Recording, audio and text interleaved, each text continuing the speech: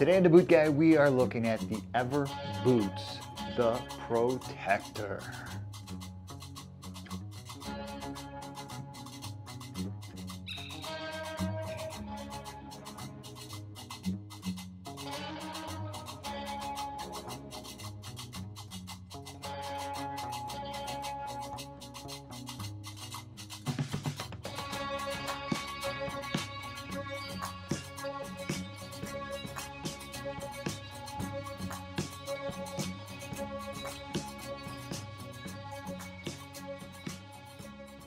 So a few months back, one of you guys sent me an email that basically said, why am I always reviewing high-end boots? Why don't I review a few of the cheaper boots, the lower-end boots, from a real work standpoint? I'm not going to say that's exactly what I'm doing here, but what I did is I went out to all of the major retailers, Walmart, Famous Footwear, Dick's Sports, and a few other little places that actually sell Target, that sell inexpensive steel-toe men's work boots. And I gotta say that I was really unimpressed with what they have to offer in that $70 price range.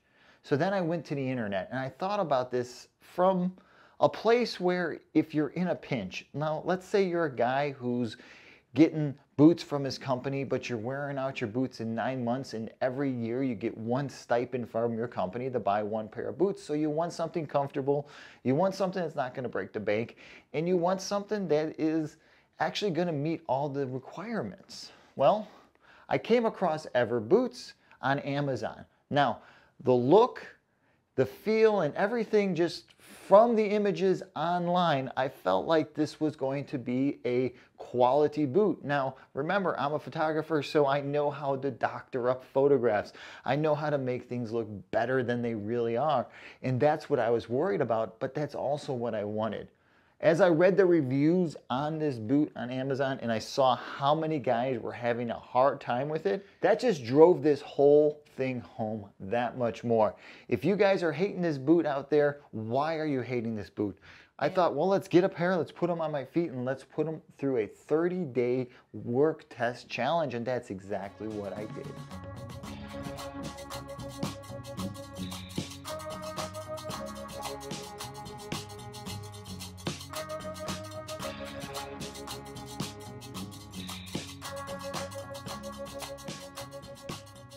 All right, so as always, I'm going to start with the sole. Now, the Protector from EverBoots is listed as a rubber sole with an EVA midsole, and this whole direct attach construction is nothing new.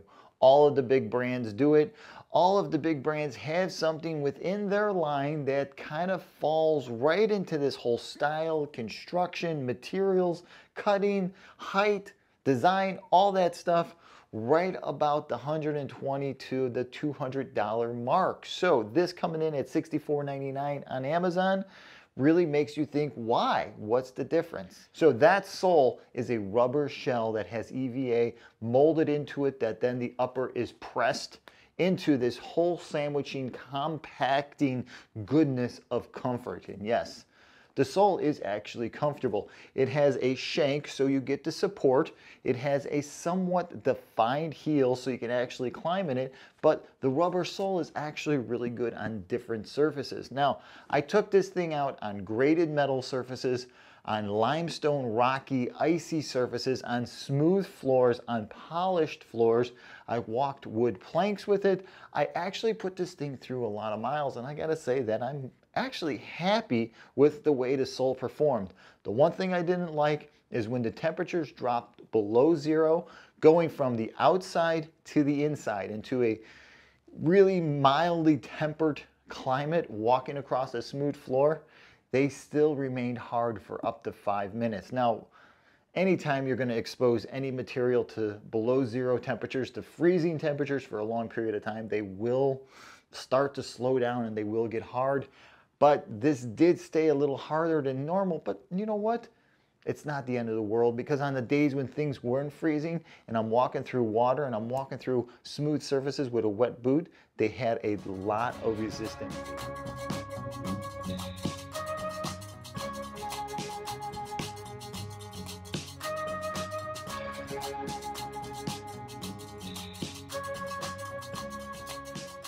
Now the upper is marked leather, and well, it is. The whole upper parts, all the parts that look like leather are leather. The parts that look like nylon, they're nylon. And when you look at the way it's constructed, it has a gusseted tongue because, well, it's based around a hiker. Lace to toe, gusseted tongue, everything you think about in a hiker. The materials that they're using are comfortable, easy to break in, soft. There's no hard, heavy stitching anywhere. There's nothing that's digging in, but you are encasing your foot in a polyester because it is lined in a full polyester. Now, for me, that is not the best thing in the world. I wear wool socks. I have hot feet. I seldomly ever get cold in the winter, and that's why I can really get by without wearing insulated boots, even on long exposure 4 or 5 hour days outside. This thing, on the other hand, spending time inside in a very warm environment was not the best thing. By the end of this challenge, this 30-day thing I did, these boots really do smell, and holding this thing up around my nose like I'm doing is kind of intense right now. I'm not saying that it's purely a cheesy type smell, but it is a stinky foot smell.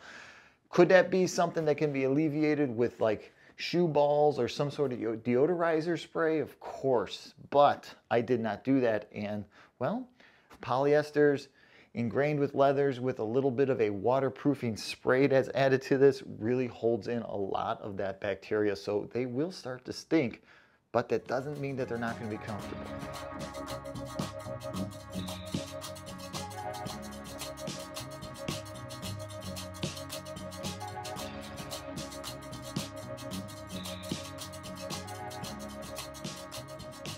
So the other thing about the protector is, yes, steel toe. It's not a comp toe, and they are EH. That rubber sole allows them to say that the boot is EH.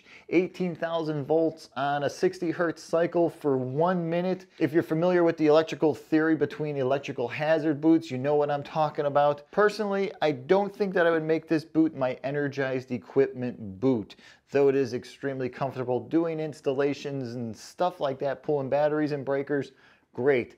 But for actual energized material, putting on your PPE, getting out there, suiting up, you might want to do something with a comp toe, with a comp shank, and a little bit more rubber into the actual sole for it to be really, truly EH.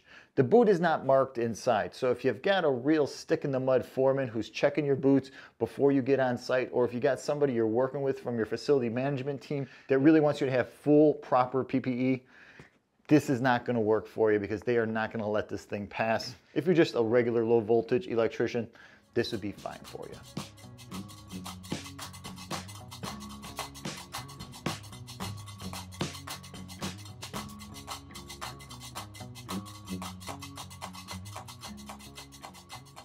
All right, so inside you get this insole.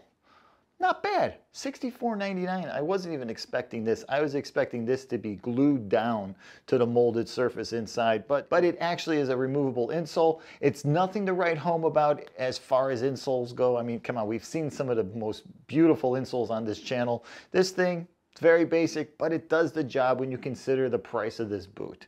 So, insole, boot together, it's nice.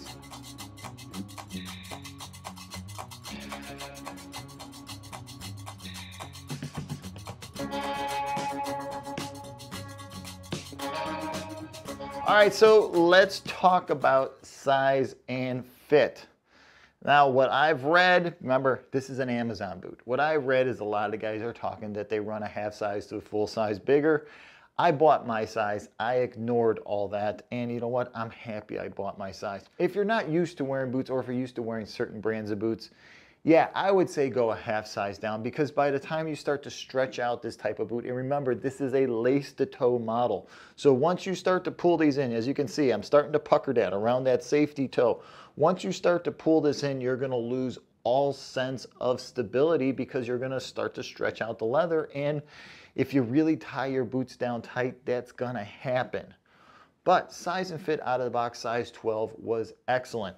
30 days in it, I'm not going to say it got sloppy, though I did start to wear these with brand new fresh socks, as I always do when it comes to boot tests like this. When I'm going to test something out, I start with fresh socks. And I actually wore a midweight farm to feet socks through the whole testing of this, the same style, the same model, it didn't stretch out. It never got uncomfortable, and I think that's a real strong point about this.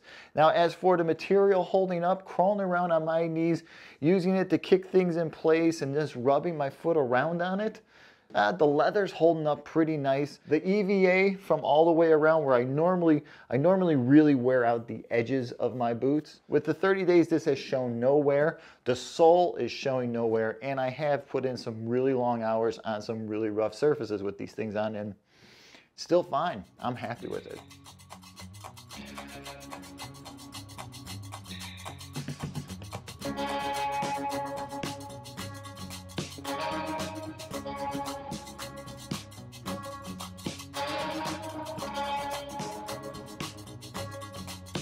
So I gotta say something negative about it, right? And I think I've already said that. I think I mentioned the smell. The smell out of the boot because of the nylon liner, because of me wearing wool socks, and because of me just wearing them day after day after day for 30 days straight. Or if you want to really break it down, that's 20 days at work, but there was a few days I worked overtime. So let's just say it's 25 straight days, but 4 weeks at work, right? The smell was the only issue that I had. Everything else was great. So for a $65 pair of work shoes off Amazon, you really can't go wrong if this is what you're looking for. If you can afford something more expensive, go for it. But if you're in a pinch, or if it's going to be your first pair of work boots, damn, you can't go wrong. If this is your introduction to what a steel toe is going to be, this is a really good place to start.